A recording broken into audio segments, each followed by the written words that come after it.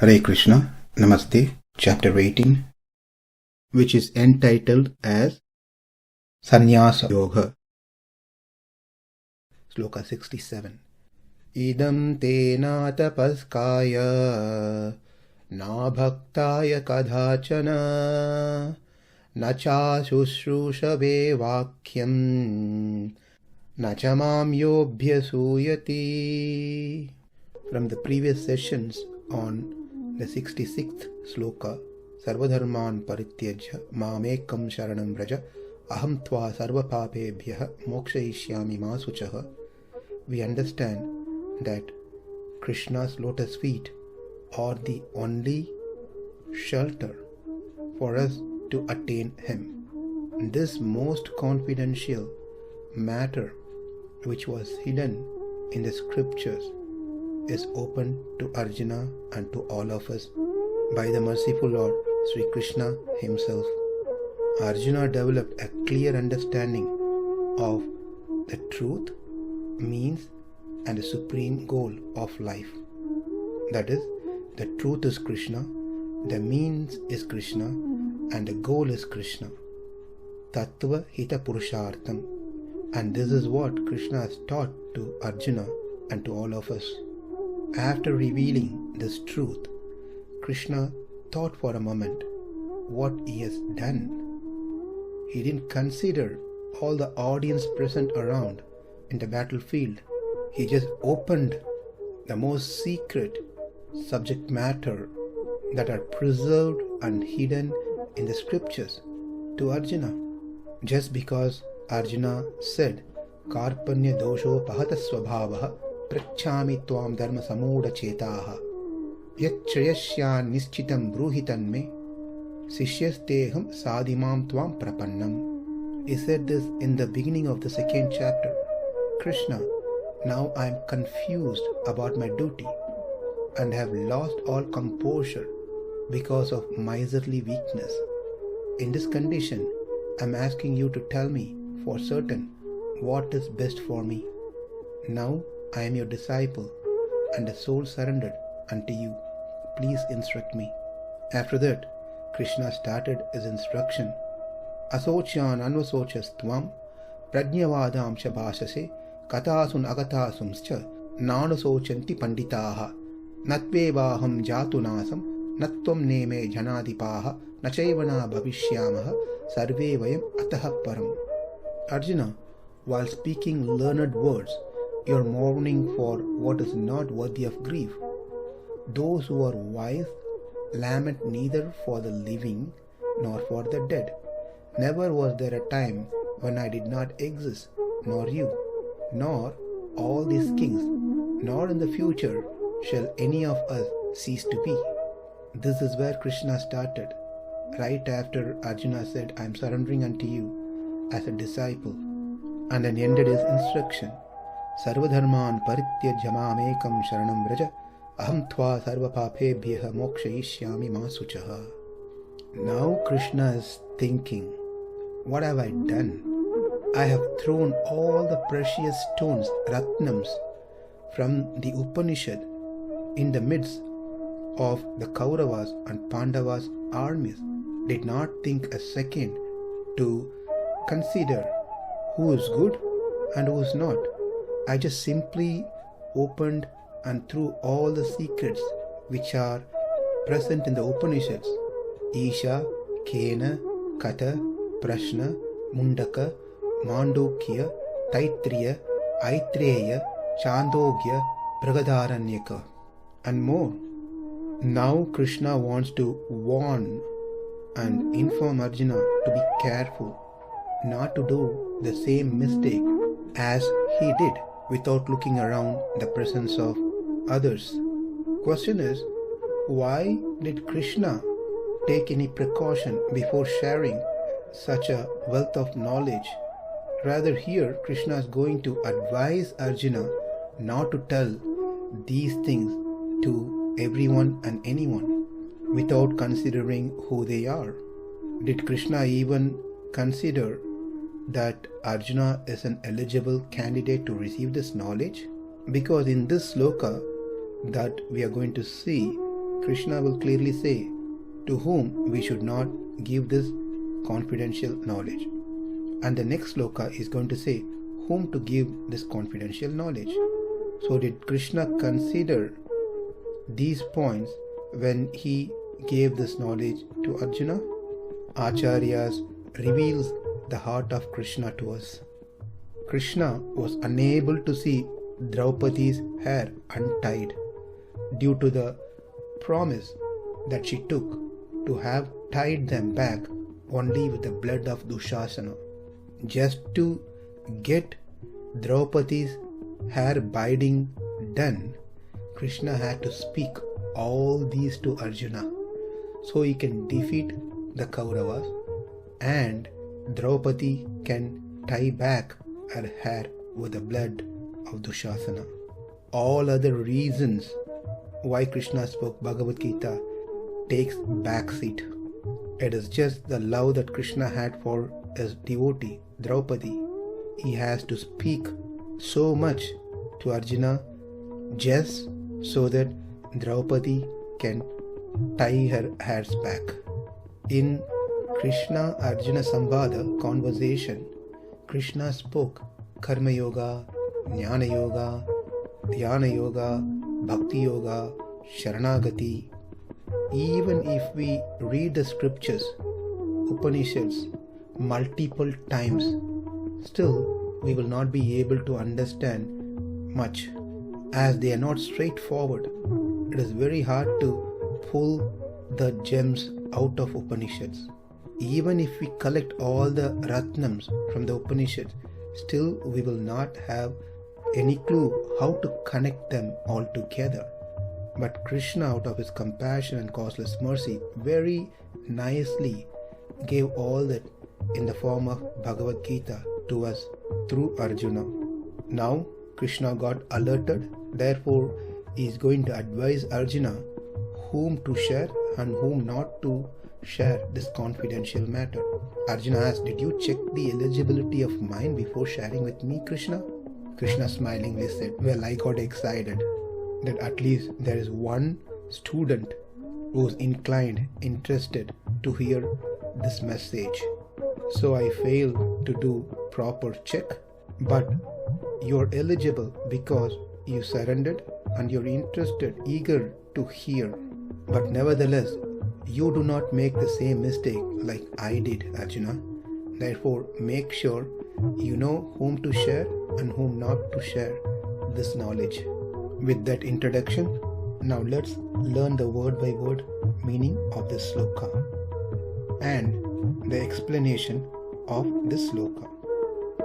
Idaṁ, this secret doctrine which I have taught you, nātapaskāya, to one who does not practice the physical, oral and mental austerities mentioned earlier, tena vācyaṁ, should not be imparted by you. Nābhaktāya, though practicing austere discipline, if he does not have devotion towards me or towards you, then to him also na kadācana should not ever be told. That is, even if he has austerity but doesn't have bhakti towards me, never tell to such person. cāśuśrūṣave, though a devotee, if he is not keen to the extent of rendering devotional service or not interested to hear, then to him na vācyaṁ, never to be taught. Yaha, anyone who me, bhyasūyati, is envious and thereby is an atheist or a devotee of the devatas, tasmai cha na, to him too should never be imparted.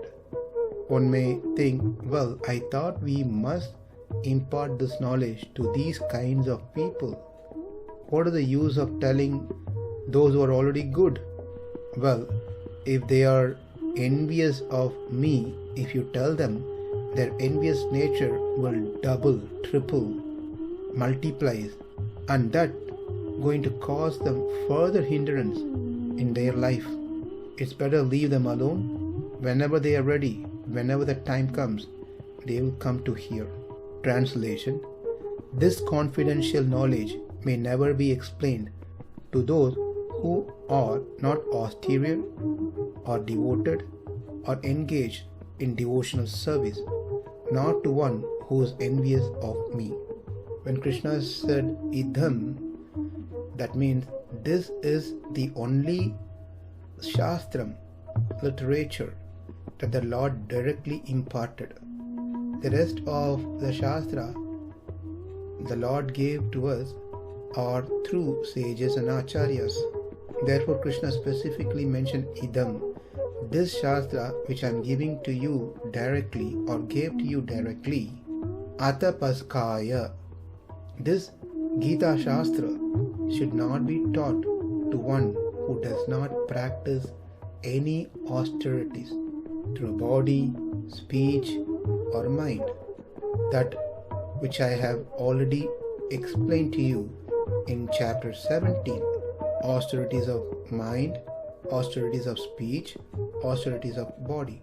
Sloka 14, 15 and 16 in 17th chapter. Not perform the karmas is prescribed duties. Nātapaskāya. Therefore, to such people, do not share this knowledge. Even if they practice some austerity and follow the prescribed duties, but if they are not my devotees, nābhaktāya, do not tell them as well. They don't have devotion towards me, or they don't have devotion towards you who play as a role of a guru.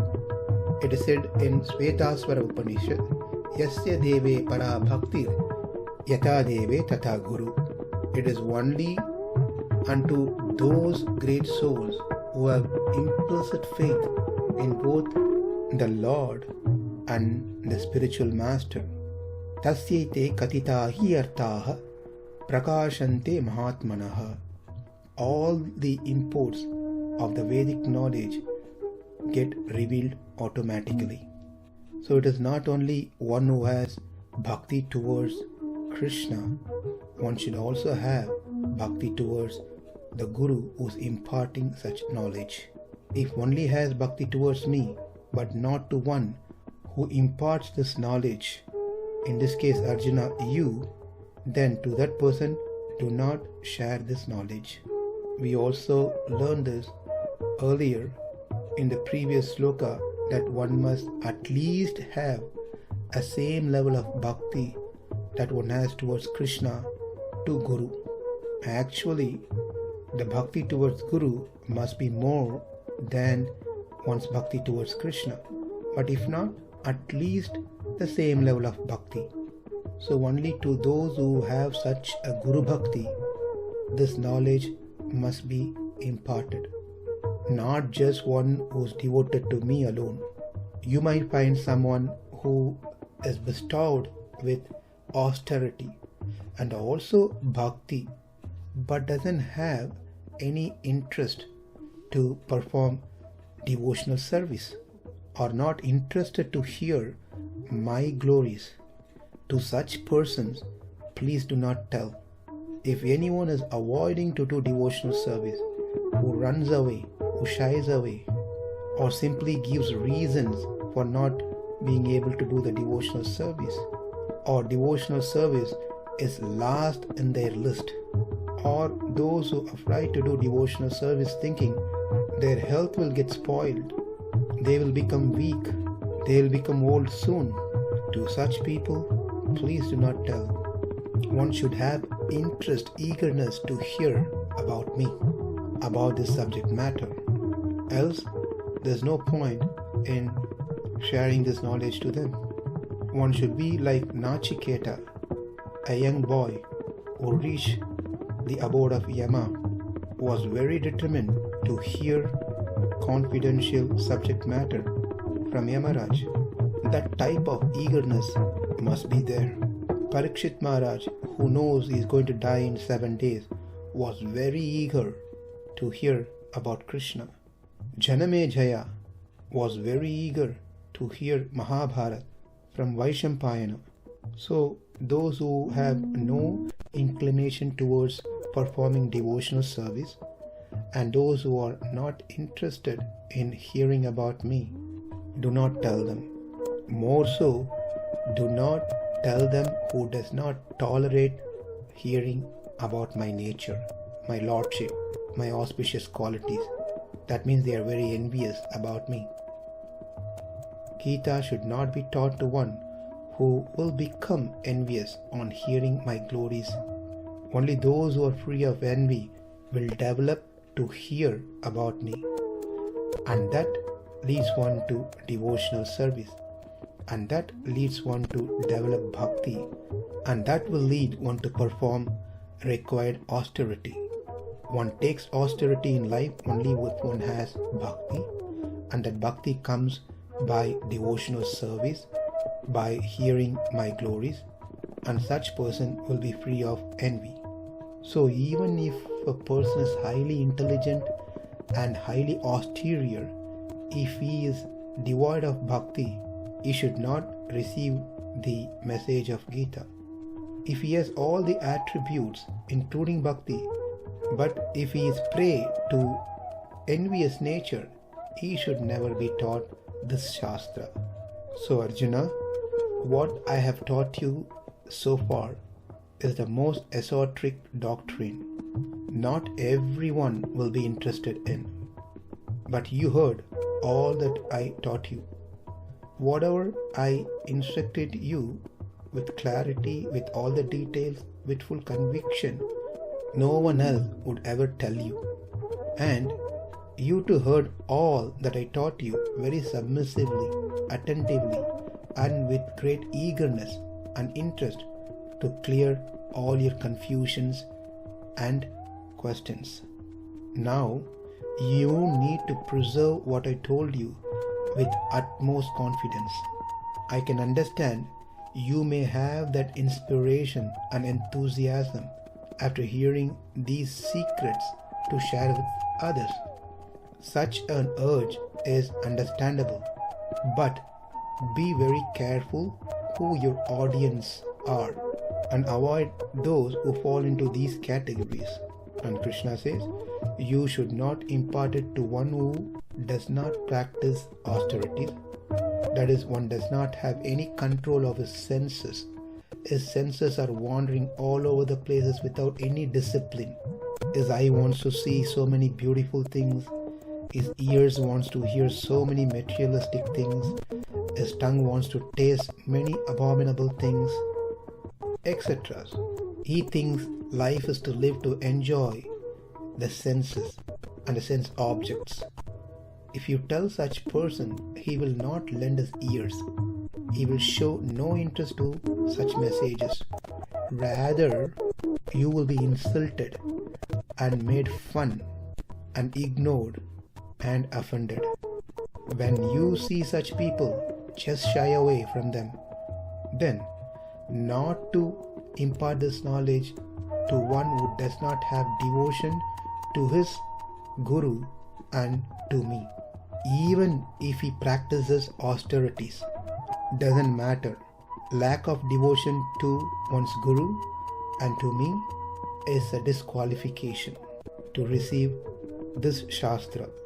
Thirdly, if tapas, austerity, and bhakti, that is devotion, is there, but is not eager to extend to render devotional service and not keen to hear, do not beg them to share this knowledge.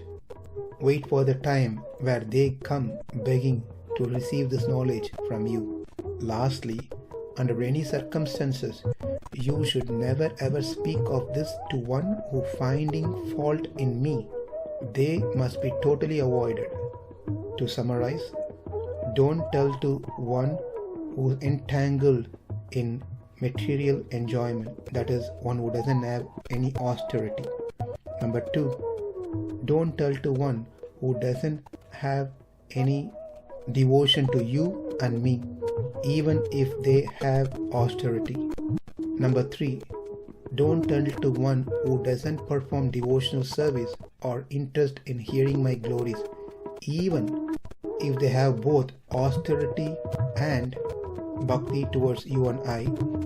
And fourthly, don't tell to one who does not tolerate hearing about my qualities, even if they have austerity, bhakti, and interest in devotional service. If they are envious of me, then surely do not tell them. If you teach to such people that I have listed, you will surely incur serious sins. Prabhupada in his purport, the last statement, he says, there is no possibility of faithless persons understanding Bhagavad Gita and Krishna. Without understanding Krishna from the authority of a pure devotee, one should not try to comment upon Bhagavad Gita. Because we see there are so many commentaries on Bhagavad Gita. Many of them are based on one's own mental speculation. Therefore, it is important to study Bhagavad Gita under a proper parampara system, not by self-appointed acharyas. In the next sloka, Krishna will tell to whom this knowledge can be shared. Namaste. Hare Krishna.